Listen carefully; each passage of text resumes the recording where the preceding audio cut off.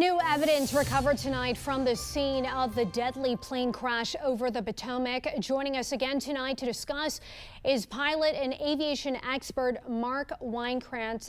Mark, we now know that the flight path of the aircraft was a common route, and we also know this crash happened in some of the most tightly controlled airspace in the world.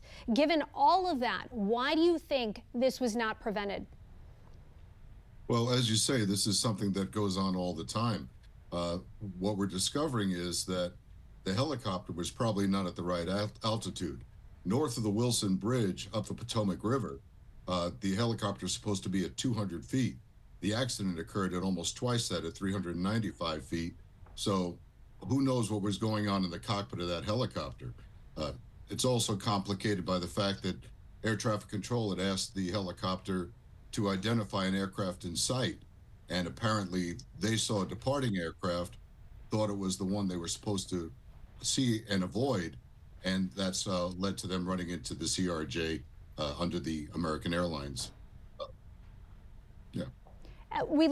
Mark, we also learned that the helicopter crew had night vision goggles.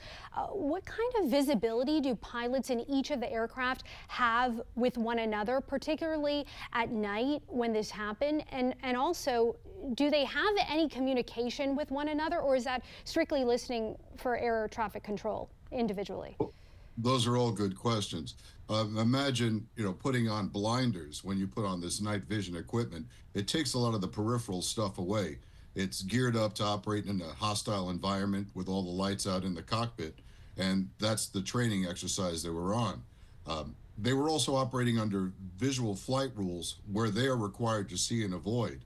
The PSA jet was on an instrument flight plan, and it's the responsibility of the air traffic controllers to provide separation for them. Having asked the helicopter if they saw the CRJ, they believed they had fulfilled that obligation. In terms of talking to each other, the airplanes generally don't, and especially between a military and a civilian aircraft, they are probably on two different frequencies. The military uses a frequency that's higher, in the 200s as opposed to the 100 frequency range, and they would, while the controller could hear both of them speak, they could not hear each other, and there'd be no awareness of where one was as opposed to the other in this congested area. Before you go, Mark, I do have one follow-up. This is, just to put into perspective, this is the deadliest crash in the U.S. in decades, as you know. Before this, we have seen near misses on U.S. runways. What do you want Americans to know about aviation safety? Well, it's the same type of thing. Security for the airlines, security for the nation. This has to require serious professional attention at all times. Any lapse has serious consequences. We understand that normally there were two controllers in the tower. They had one, which was the minimum requirement. But this goes to many other questions that'll be asked. Why were they doing training in a congested area?